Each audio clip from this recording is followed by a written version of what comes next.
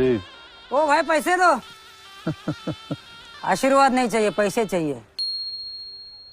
तो इस मूवी की कहानी शुरुआत होती है यूपी के वाराणसी शहर से, जहाँ पर एक ब्राह्मण परिवार बड़ी खुशहाली से रहता है। ब्राह्मण परिवार में 4 सदस्य हैं। घर के मुखिया का नाम गजोदर पंडित है और फिल्म में गजोदर पंडित का रोल पंकज त्रिपाठी निभा रहे हैं। गजोदर पंडित एक धार्मिक आदमी है। वो हर सुबह भगवान की पूजा करता है और वो भगवान शिव का बड़ा वाला भक्त है। उसके परिवार में सभी लोग भगवान शिव की ही पूजा करते हैं। गजोदर पंडित अपने परिवार से खूब प्यार करता है। गजोदर पंडित की वाराणसी शहर की सबसे बड़ी मंदिर के बाहर एक दुकान है। इसमें मंदिर का प्रसाद और भगवान की तस्वीरें बेचता है। गजोदर पंडित मानता है कि भगवान शिव की वजह से उसका घर चल रहा है और भगवान शिव की वजह से वो अपने परिवार को 2 समय का खाना खिला पाता है। इसीलिए वो अपनी कमाई का कुछ हिस्सा भगवान शिव के मंदिर में दे देता है। दूसरी तरफ एक दिन मंदिर में एक नैना नाम की लड़की आती है और फिल्म में नैना का रोल यमी गौतम निभा रही है। नैना एक हिस्टोरियन है जो भगवान शिव के ऊपर रिसर्च कर रही है। इससे पहले वो कैलाश पर्वत पर जाने की सरकार के पास याचिका लगा चुकी है, लेकिन अभी कैलाश पर्वत पर जाने की इजाजत नहीं मिल पाई है क्योंकि आज कैलाश पर्वत चाइना की सीमा के अंदर आता है। इसीलिए नैना भगवान शिव के बारे में और ज्यादा जानने के लिए वाराणसी आई है ताकि वो यहाँ की संस्कृति के बारे में और भगवान शिव के बारे में लोगों के विचार क्या हैं उसके बारे में जान सके और भगवान शिव से जुड़ी कुछ बातें और अच्छी तरह से और गहराई से जान सके। नैना मंदिर के बाहर लगी कई सालों पुरानी प्रसाद और भगवान की मूर्तियों के दुकान वालों से पूछताछ करने लगती है। थोड़ी देर बाद नैना की मुलाकात गजोदर पंडित से होती है जो भगवान शिव से जुड़ी हुई कुछ अच्छी बातें नैना से बताता है कि भगवान शिव की वजह से ही उनके घर का चूल्हा हर रोज जल पाता है। इसीलिए मैं अपनी कमाई का कुछ हिस्सा भगवान शिव के इस मंदिर में दान करता हूँ और इसके बदले भगवान मेरे परिवार को हमेशा खुश रखते हैं। इतना सुनने के बाद नैना मंदिर के अंदर जाती है और वहाँ के पंडितों से कुछ पूछताछ करने लगती है और भगवान शिव से जुड़ी कुछ अजीब चीजों के बारे में जानने लगती है। तभी एक पंडित बताता है कि भगवान शिव को धरती के विनाशक के रूप में माना जाता है। जब भी किसी मनुष्य का जीवन क्रच समाप्त हो जाता है तो वो भगवान शिव में जाकर समा जाता है। इसीलिए भगवान शिव को एक विनाशक के रूप में माना जाता है और भगवान शिव ही है जिन्होंने हम मनुष्य को ध्यान रखना सिखाया और भगवान शिव ही एक ऐसे देवता हैं जो अपने हर व्यक्ति की प्रार्थना सुनते हैं और भगवान शिव दुनिया का विनाश करते हैं। लेकिन इसके बावजूद भी सबसे ज्यादा दुनिया में उन्हीं की पूजा की जाती है। नैना इन पंडितों से पूछती है कि क्या कभी किसी ने भगवान शिव को देखा है, क्या वो आज भी कैलाश पर्वत पर रहते हैं। तब एक पंडित उन्हें बताता है कि उनका कोई भी भक्त उन्हें प्यार और तपस्या के जरिए बुलाता है तो वो अपने भक्तों की प्रार्थना सुनकर जरूर आते हैं और अपने भक्तों को दर्शन जरूर देते हैं। और रही बात भगवान शिव की रहने या न रहने की, तो आज तक कोई भी व्यक्ति कैलाश पर्वत पर नहीं चढ़ पाया है, जबकि कैलाश की ऊंचाई माउंट एवरेस्ट से कम है। और जिन लोगों ने कैलाश पर्वत पर चढ़ने की कोशिश की है या तो वो मर गए हैं या तो जिंदा लाश बन गए हैं। तभी पंडित नैना को बताता है कि यहाँ थोड़ी दूर पर एक साइंटिस्ट रहते हैं जिन्होंने भगवान शिव पर काफी रिसर्च की है, जिन्होंने कैलाश पर्वत पर जाने की काफी कोशिश भी की है, लेकिन उन्होंने वहाँ पर कुछ ऐसा देखा था जो उनकी आंखें सही नहीं कर पाए और उनकी आंखें चली गई थी। और आज भी वो साइंटिस्ट वाराणसी के तट के पास रहता है और हरदम भगवान शिव के बारे में ही बोलता रहता है। जिसके बाद नैना मंदिर से बाहर निकलकर गजोदर से उस साइंटिस्ट के बारे में पूछती है। गजोदर नैना को उस साइंटिस्ट के पास ले जाता है और उसे वहीं छोड़कर अपनी दुकान पर आ जाता है। नैना उस साइंटिस्ट से कैलाश पर्वत के बारे में पूछने लगती है कि आपने वहाँ पर क्या देखा और आपकी आंखें कैसे चली गई। इस साइंटिस्ट का नाम रमन है। भगवान शिव का नाम सुनते ही रमन नैना को जाने के लिए कहता है। तभी रमन नैना से कहता है कि अगर तुम्हें भगवान शिव के बारे में जानना है तब तुम्हें उन्हें ध्यान करना होगा, तभी तुम इतनी काबिल हो पाओगी कि तुम उनके दर्शन कर सको। ये बातें सुनने के बाद नैना वहाँ से चली जाती है और दोबारा से गजोदर के पास जाकर उस साइंटिस्ट के बारे में पूछने लगती है। तभी गजोदर पंडित उसे बताता है कि जब इस साइंटिस्ट ने भगवान शिव के बारे में जानने की ठानी थी तभी से उसके व्यवहार में बदलाव आ गया था और जब से इसने कैलाश पर्वत पर कुछ अजीब चीजें देखी तब से इसकी आंखें चली गई, तब से इसका बर्ताव अलग हो गया क्योंकि इसने कैलाश पर्वत पर भगवान शिव को देख लिया था और इसमें इतनी क्षमता नहीं थी कि भगवान शिव के प्रकाश को सहन कर सके, इसीलिए इसकी ये हालत हो गई। ये सुनने के बाद नैना यहाँ से वापस चली जाती है। दूसरी तरफ हमें गजोदर के घर की तरफ दिखाया जाता है जहाँ उसके बच्चे उसे मेले में घुमाकर लाने की जिद कर रहे हैं। जिसके बाद गजोदर पंडित अपने बच्चों को मेला घुमाने के लिए ले जाता है। तभी भगवान शिव की मूर्ति किसी तरीके से गिर जाती है और इस बड़ी सी मूर्ति के नीचे कई लोग आ जाते हैं, जिसके बाद मेले में भगदड़ मच जाती है। दूसरी तरफ हमें गजोदर को दिखाया जाता है जो अपने बच्चों के लिए आइसक्रीम लेने के लिए गया है। तभी गजोदर लोगों को भागता हुआ देखकर अपने बच्चों को देखने के लिए जाता है, लेकिन उसे अपना परिवार कहीं भी नहीं दिखाई देता है। भाई लोग अभी तक मैंने इस मूवी का इतना एक्सप्लेनेशन किया है क्योंकि इस मूवी को मैंने अभी यहीं तक देखा है। तो भाई लोग पूरी मूवी देखकर इस मूवी को मैं पूरी तरीके से एक्सप्लेन नेक्स्ट पार्ट में कर दूंगा। तो इस मूवी का नेक्स्ट पार्ट अभी बाकी है, तो नेक्स्ट पार्ट देखने के लिए चैनल को सब्सक्राइब करके बेल वाले निशान को ऑल पर सेट कर, जिससे जब भी मैं मूवी का नेक्स्ट पार्ट अपलोड करूंगा तो उसका नोटिफिकेशन आप तक सबसे पहले पहुंच जाएगा। अभी से सब्सक्राइब करके बेल वाले निशान को ऑल पर सेट कर लो। तो चलता हूँ भाई।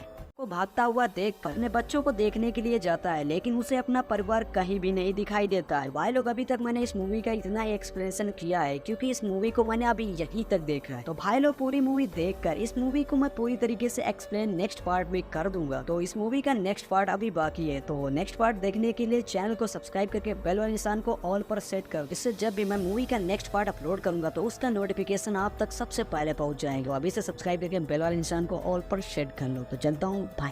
वो भागता हुआ देख कर अपने बच्चों को देखने के लिए जाता है, लेकिन उसे अपना परिवार कहीं भी नहीं दिखाई देता है। भाई लोग अभी तक मैंने इस मूवी का इतना एक्सप्लेनेशन किया है क्योंकि इस मूवी को मैंने अभी यहीं तक देखा है। तो भाई लोग पूरी मूवी देखकर इस मूवी को मैं पूरी तरीके से एक्सप्लेन नेक्स्ट पार्ट में कर दूंगा। तो इस मूवी का नेक्स्ट पार्ट अभी बाकी है, तो नेक्स्ट पार्ट देखने के लिए चैनल को सब्सक्राइब करके बेल वाले निशान को ऑल पर सेट कर, जिससे जब भी मैं मूवी का नेक्स्ट पार्ट अपलोड करूंगा तो उसका नोटिफिकेशन आप तक सबसे पहले पहुंच जाएगा। अभी से सब्सक्राइब करके बेल वाले निशान को ऑल पर सेट कर लो। तो चलता हूँ भाई।